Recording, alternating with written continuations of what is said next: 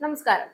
ശശി തരൂരിന് എവിടെ നിൽക്കണം, ആരെ തള്ളണം, ആരെ കൊള്ളണം എന്നൊന്നും അറിയാൻ വയ്യാത്ത അവസ്ഥയാണ്. കോൺഗ്രസിന് ഇനി പഴയ പ്രതാപവും നിലനിൽപ്പും ഒന്നും ഉണ്ടാകില്ല എന്ന കാര്യം ഏതാണ്ട് തരൂരിന് ഉറപ്പാണ്. കത്തുന്ന പുരയിൽ നിന്ന് കഴുക്കോൽ ഊരിയാലും ലാഭം എന്നാണ് തരൂരിന്റെ ചിന്ത. എന്നാൽ കഴുക്കോൽ മാത്രം കുത്തിയാൽ കയറി കിടക്കാൻ പറ്റില്ലല്ലോ. അപ്പോൾ പിന്നെ അതിനുള്ള പരിഹാരം ഒട്ടകത്തിന് സൂചി കുത്താൻ ഇടം കിട്ടുന്നത് പോലെ എവിടെയെങ്കിലും ഏതെങ്കിലും എതിർ പാർട്ടികളിൽ സ്ഥലം കണ്ടുവെക്കണം. അങ്ങനെ സൂചി ഊന്നാനുള്ള സ്ഥലമെങ്കിലും ഉണ്ടെങ്കിലല്ലേ അവിടെ തൂമ്പ വെക്കാനുള്ള സ്ഥലം ഉണ്ടാക്കിയെടുക്കാൻ പറ്റും. എന്നാൽ കഴുക്കോലൂരൽ നിർത്താനും പറ്റില്ല. ചുരുക്കത്തിൽ 2 വള്ളത്തിൽ കാല് വെച്ചുകൊണ്ട് തരൂർ തന്റെ സഞ്ചാരം തുടങ്ങിയിട്ട് കാലം കുറയായി. മോദിയെ വാനോളം പുകഴ്ത്തലായിരുന്നു കുറച്ചു കാലത്തെ അജണ്ട. ആരെന്തു പറഞ്ഞാലും മോദി ഇല്ലാത്തൊരു ജീവിതമില്ല എന്ന മട്ടിൽ കോൺഗ്രസ് നേതാവ് കോൺഗ്രസ് സംഘടനയെ പോലും പ്രതിസന്ധിയിലും ചില നേരങ്ങളിലൊക്കെ പ്രതിസ്ഥാനത്തുമാക്കിക്കൊണ്ട് തന്റെ ജൈത്രയാത്ര തുടരുകയായിരുന്നു. എന്നാൽ അതിനിടയ്ക്ക് ഇടയ്ക്കൊക്കെ തരൂരിന് ബേസിക്കലി താൻ ഒരു കോൺഗ്രസുകാരനാണല്ലോ എന്ന ഓർമ്മ വരും. പോരാഞ്ഞിട്ട് കോൺഗ്രസുകാർ ഇപ്പോൾ ഒരു എല്ലിൻ കഷ്ണം കാട്ടി കൊതിപ്പിക്കുന്നുമുണ്ട് തരൂരിനെ. അതിന്റെ പ്രത്യാഘാതമാണോ എന്നറിയില്ല, മോദിയെ പെട്ടെന്ന് തരൂരിനൊരൽപ്പം വിശ്വാസക്കുറവൊക്കെ വന്നിട്ടുണ്ട്. മോദിയുടെ നിലപാടും നടപടികളുമൊക്കെ അത്രയങ്ങോട്ട് ശരിയല്ല എന്നൊരു തോന്നൽ.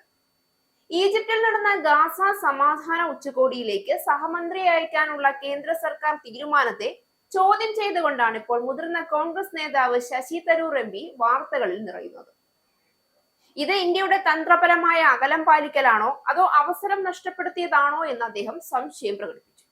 ഈജിപ്ത് പ്രസിഡന്റിന്റെ നേരിട്ടുള്ള ക്ഷണം ഉണ്ടായിട്ടും പ്രധാനമന്ത്രി നരേന്ദ്രമോദി പരിപാടിയിൽ നിന്ന് വിട്ടുനിൽക്കുകയായിരുന്നു. ഷറം അൽ ഷെയ്ഖിൽ നടക്കുന്ന ഉന്നതതല ഉച്ചകോടിയിൽ ഇന്ത്യയെ പ്രതിനിധാനം ചെയ്ത് വിദേശകാര്യ സഹമന്ത്രി കീർത്തി വർദ്ധൻ സിംഗ് ആണ് പങ്കെടുത്തത്. US president Donald Trump, Egyptian president Abdul Fattah al സിസിയും സംയുക്തമായി അധ്യക്ഷത വഹിക്കുന്ന യോഗത്തിൽ 20-ലധികം രാഷ്ട്ര തലവന്മാർ പങ്കെടുക്കുന്നുണ്ട്. ഗാസ സമാധാന കരാറിന്റെ രൂപരേഖയും യുദ്ധാനന്തര ഗാസയുടെ പുനർനിർമ്മാണവുമാണ് യോഗത്തിൽ ചർച്ച ചെയ്യുന്നത്.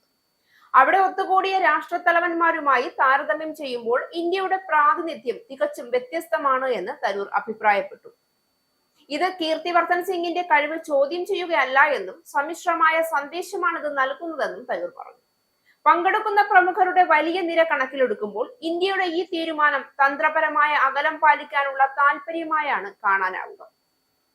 എന്നാൽ വിഷയത്തിൽ നമ്മുടെ പ്രസ്താവനകൾ ഇങ്ങനെ ഒരു സൂചന നൽകുന്നില്ല എന്നും തരൂർ കൂട്ടിച്ചേർത്തു. ഇന്ത്യയുടെ ഈ നീക്കത്തിന് പ്രായോഗികമായ ചില പ്രത്യാഘാതങ്ങൾ ഉണ്ടാകാമെന്നും തരൂർ മുന്നറിയിപ്പ് നൽകി. പ്രോട്ടോകോൾ പ്രകാരമുള്ള പരിഗണനയുടെ കാരണങ്ങളാൽ മാത്രം ഗാസ പുനർനിർമ്മാണ ചർച്ചകളിൽ ഇന്ത്യയുടെ ശബ്ദത്തിന് ഉണ്ടാകേണ്ടിയിരുന്ന ഗൗരവം കുറഞ്ഞേക്കാമെന്നും തരൂർ പറഞ്ഞു.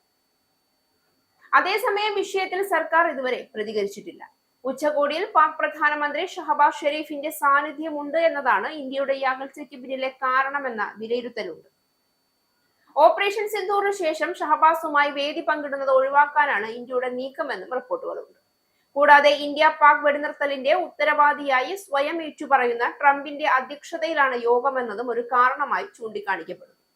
കോൺഗ്രസുകാരുടെ DNA ഇടയ്ക്ക് തനി സ്വഭാവം കാണിക്കുമെങ്കിലും കോൺഗ്രസുകാർ ഭരിച്ചു മുടിച്ചു വെച്ചിരുന്ന ഇന്ത്യയെ ഇന്ന് കാണുന്ന നിലയിലേക്ക് എത്തിക്കാൻ കഴിയുമെങ്കിൽ വേണ്ട നേരത്ത് വേണ്ട പോലെ ഏറ്റവും ഉചിതമായ തീരുമാനം കൈക്കൊള്ളാനും മോദിക്ക് നന്നായി അറിയാം.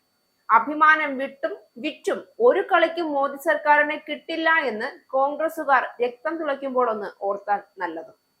ഇസ്രായേലിന്റെ 5 സൈനിക താവളങ്ങളിൽ കനത്ത നാശനഷ്ടം. മോദി വെളിപ്പെടുത്തുന്ന ഇന്ത്യയുടെ വികസനത്തിന്റെ മയക്കുമരുന്ന് വിൽപ്പനയ്ക്കെതിരെ ശക്തമായ നടപടിയെടുത്ത് ഷാർജ പോലീസ്.